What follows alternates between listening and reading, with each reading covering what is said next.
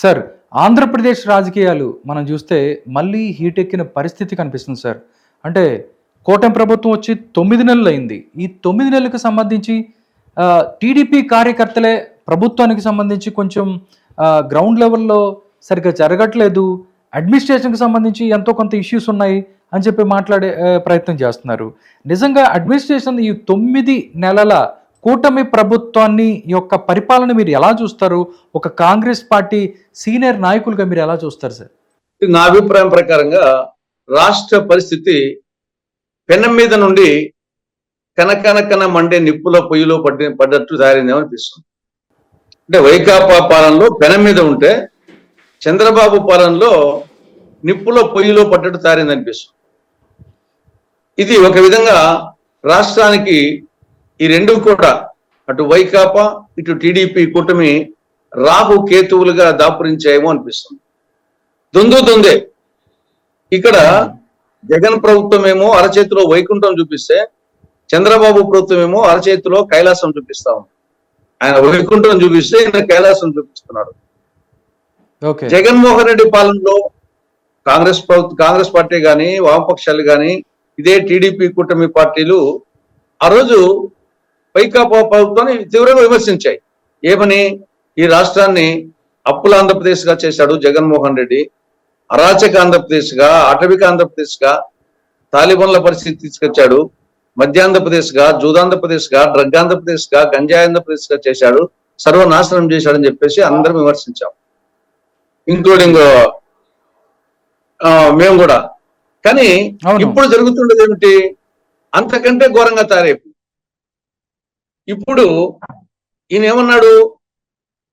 మాకు అవకాశం ఇవ్వండి, ఈ విధంగా తయారైపోయిన జగన్మోహన్ రెడ్డి పాలనలో మాకు అవకాశం ఇస్తే నాకు సంపద సృష్టించే కెపాసిటీ నాకు తెలుసు, అది ఆయనకు తెలియదు. కాబట్టి నాకు అవకాశం ఇవ్వండి, సంపద సృష్టిస్తా, ప్రస్తుతం ఉన్న పథకాలన్నీ కొనసాగుతాయి, ఇవి కాక కొత్తగా సూపర్ 6 పథకాలను అమలు చేస్తా, తర్వాత అప్పులు ఆయన విపరీతంగా చెయ్యను, ధరలు కానీ పన్నులు కానీ ఇవన్నీ బాధుడు కార్యక్రమం ఉండదు నా హయాంలో, అవకాశం ఏంటి చెప్పేసి అంటే నిజమేనేమో, ఈయన వచ్చేసి 14 ఏళ్ళ అనుభవం ఉండే ముఖ్యమంత్రి అని ప్రజలు నమ్మి ఓట్లేశారు. కానీ 9 నెలల తర్వాత 9 నెలలు అయింది చూస్తే దాంట్లో ఏ ఒక్కటి కూడా ఫుల్ఫిల్ చేయలేదు. అనేక పథకాలు, గతంలో కొనసాగిన పథకాలు, అమలు చేసిన పథకాలు కొనసాగడం లేదు. కొన్ని సూపర్ 6 పథకాల్లో చాలా మటుకు వచ్చేసేసి ఇంప్లిమెంటేషనే కాలేక 9 నెలలు అయిపోయినప్పటికీ. ఇక మూడవది, రాష్ట్రాన్ని అంతకంటే అప్పులు ఎక్కువ చేసేశారు. నాలుగవది, తర్వాత ఈ బాధుడు కార్యక్రమం, గతానికంటే బాధుడు కార్యక్రమం ఎక్కువైపోయింది. కానీ ఏ కోణంలో చూసినా గతానికంటే భిన్నంగా లేదు, గతానికంటే వర్స్ట్ గా తయారైపోయింది. ఉదాహరణకు మనకు అప్పులే తీసుకుంటే మన ఇటీవలనే బడ్జెట్ ప్రవేశపెట్టడం జరిగింది. దాంట్లో అందరూ వచ్చేసి చాలా బాహుబలి బడ్జెట్ అంటున్నారు. ఏమి 3,22,359 కోట్ల రూపాయలు బాహుబలి బడ్జెట్ అని. కానీ దాంట్లో అప్పెంత 1,04,383 కోట్ల రూపాయలు అప్పు చూపించారు.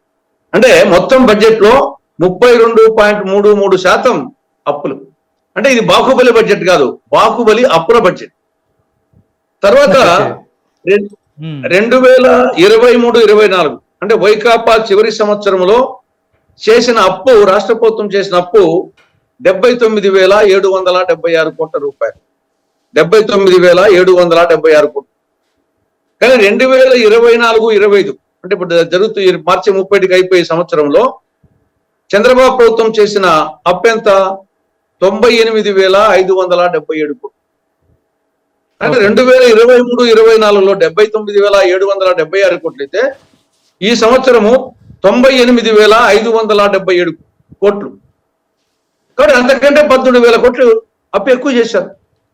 తర్వాత వచ్చే సంవత్సరానికి 1,04,303 కోట్లు చేస్తా అని చెప్పేసి బడ్జెట్ నుంచి చూపించడం జరిగింది. అంటే అప్పుల విషయంలో ఎలా ఉందంటే, కోడలికి బుద్ధి చెప్పి అత్త తెడ్డు నాకింది అని ఒక సామెత ఉంది.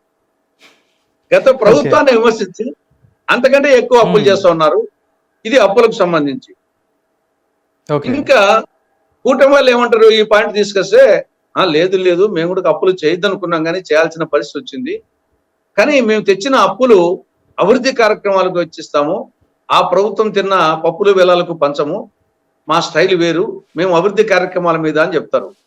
పోనీ అదేనా నిజమా అంటే మళ్ళీ అది కూడా కాదు. ఎందుకంటే 2023-24లో వైకాపా చివరి సంవత్సరంలో మూలధన వ్యయం అంటే మొత్తం బడ్జెట్లో అభివృద్ధి కార్యక్రమాల మీద పెట్టిన ఖర్చు మూలధన వ్యయము 23,330 కోట్లు. 23,330 కోట్లు. ఈ గవర్నమెంట్ 2024-25లో మూలధన వ్యయం ఎంత? 24,072 కోట్లు. అడిషనల్ గా పెంచింది ఎంత? కేవలం 740 కోట్ల రూపాయలు. ఇంతే పెంచింది. కాబట్టి తెచ్చిన అప్పును దాన్ని సక్రమంగా ఉపయోగించడం లేదు అభివృద్ధి కార్యక్రమాలకు. ఇది అప్పు విషయం అయితే జనరల్ గా గ్రాంట్ విషయం అంటే కేంద్రంలో ఎన్డీఏ అధికారంలో ఉంది, ఇక్కడ ఎన్డీఏ అధికారంలో ఉంది. ఇక్కడ చంద్రబాబు ఎంపీల మీద రాష్ట్ర ఎంపీల మీద ఆధారపడి ఉంది మోడీ ప్రభుత్వం. కాబట్టి జనరల్ గా కేంద్రం నుండి గ్రాంట్లు ఎక్కువ వస్తాయని చెప్పేసి అందరూ భావిస్తారు. కానీ అక్కడ ఫెయిల్యూర్. ఇక్కడ 2023-24లో అంటే జగన్ ప్రభుత్వం చివరి సంవత్సరంలో కేంద్రం నుండి వచ్చిన అప్పులు 34,702 కోట్లు. 34,702 కోట్లు. కానీ ఈ సంవత్సరం 2024-25లో కేంద్రం నుండి వచ్చింది 21,966 కోట్లు. అప్పుడేమో 34,702 కోట్లు అయితే ఈ సంవత్సరము 21,966 కోట్లు. దాదాపు 13,000 కోట్ల రూపాయలు పోయిన సంవత్సరం నుండి సంవత్సరం తగ్గింది. దీనేమనాలా? అప్పులు ఎక్కువ చేసేవి, కేంద్రం నుండి గ్రాంట్లు తెప్పించలేకపోతేవి. కాబట్టి ఇక బాధుడు కార్యక్రమం 2024-25 ప్రజెంట్ సంవత్సరంలోనే ఒక్క సర్దుబాటు ఛార్జీలు కరెంటు సర్దుబాటు ఛార్జీల పేరుతోనే 15,485 కోట్ల రూపాయలు అదనపు బాధుడు విద్యుత్ వినియోగదారులను బాధింది ప్రభుత్వం. 20% రిజిస్ట్రేషన్ ఛార్జీ పెంచారు. మొన్ననే బాటిల్ మీద 10 రూపాయలు మద్యం పెంచారు. త్వరలో ఇంకా వచ్చేసి యూజర్ ఛార్జెస్ వేయబోతున్నారు, తర్వాత వరద సెస్ వేయబోతున్నారు జిఎస్టీలో. కాబట్టి బాధుడు కార్యక్రమం జరుగుతూ ఉంది. కాబట్టి అప్పులు ఎక్కువ చేసేవి, మూలధనమేమో ఎక్కువ చేయడం లేదు.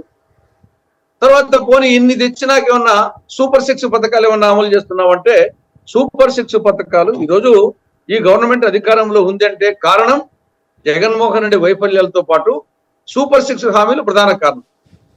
కానీ సూపర్ 6లో ఒకటి నిరుద్యోగ భృతి, యువతకు సంబంధించి నెలకు 3,000 రూపాయల చొప్పున యువతకు నిరుద్యోగ భృతి ఇస్తామని చెప్పాం. దాదాపు రాష్ట్రంలో 20 లక్షల మంది నిరుద్యోగులు ఉంటే సంవత్సరానికి 7,200 కోట్ల రూపాయలు కావాలి. ఈ సంవత్సరం 24-25లో పైసా ఇవ్వలేదు. పోనీ 25-26లో ఇస్తారనుకుంటే బడ్జెట్ కేటాయింపులే లేవు. అంటే ఒక సంవత్సరం పూర్తిగా ఎత్తిపోయింది, రెండో సంవత్సరం ఇస్తారంటే దాంట్లో కూడా కేటాయింపులు లేవు. అంటే ప్రధానమైనటువంటి సమాజంలో ఉన్నటువంటి ఒక ఓటరు నిరుద్యోగ యువత మీ హామీ దాంట్లో వచ్చేసి ఫుల్ఫిల్ కాలేదు, నిరుద్యోగులను మోసగించడం జరిగింది. రెండవది ఎస్సీ, ఎస్టీ, బీసీ, ముస్లిం మైనారిటీలకు వీళ్లకు 50 ఏళ్లకే పెన్షన్ ఇస్తా అని చెప్పినాం. ఆ ప్రకారంగా రాష్ట్రంలో 17 లక్షల మంది ఉన్నారు. సంవత్సరానికి 8,160 కోట్లు కావాలి. ఈ 9 నెలల్లో ఒక్క పైసా ఇవ్వలేం. కనీసం వచ్చే సంవత్సరం ఇస్తామంటే బడ్జెట్ కేటాయింపులు వెళ్ళి. కాబట్టి ఎస్సీ, ఎస్టీ, బీసీ, ముస్లిం మైనారిటీలకు మోసం జరిగింది. మూడవది మహిళలకు సంబంధించి 2 పథకాలు. ఒకటి మహాశక్తి పథకం లేదా ఆడబిడ్డ నిధి కింద 19-59 సంవత్సరాల మధ్య వయసు ఉండే మహిళలకు నెలకు 1,500 రూపాయలు ఇస్తామని చెప్పారు. దాదాపు 2 కోట్ల మంది మహిళలు ఉన్నారు ఆ వయసులో ఉండేవాళ్ళు. 37,000 కోట్లు కావాలి.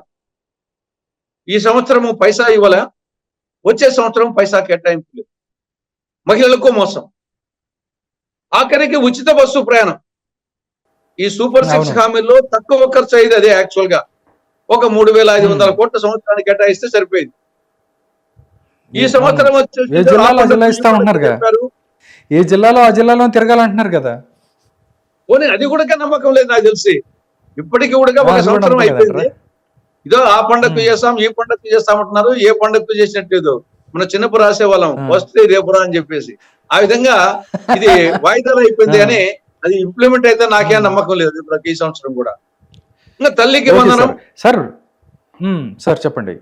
కాబట్టి తల్లికి వందనం మోసం చేశారు, అన్నదాత సుఖీభవ కేటాయింపు తగ్గించారు, కానీ సూపర్ 6 పథకాలకు మోసం చేయడం జరిగింది, ఇంప్లిమెంట్ కావడం లేదు. కానీ ఏ కోణంలో చూసినా ఇది utter failure government. Okay sir.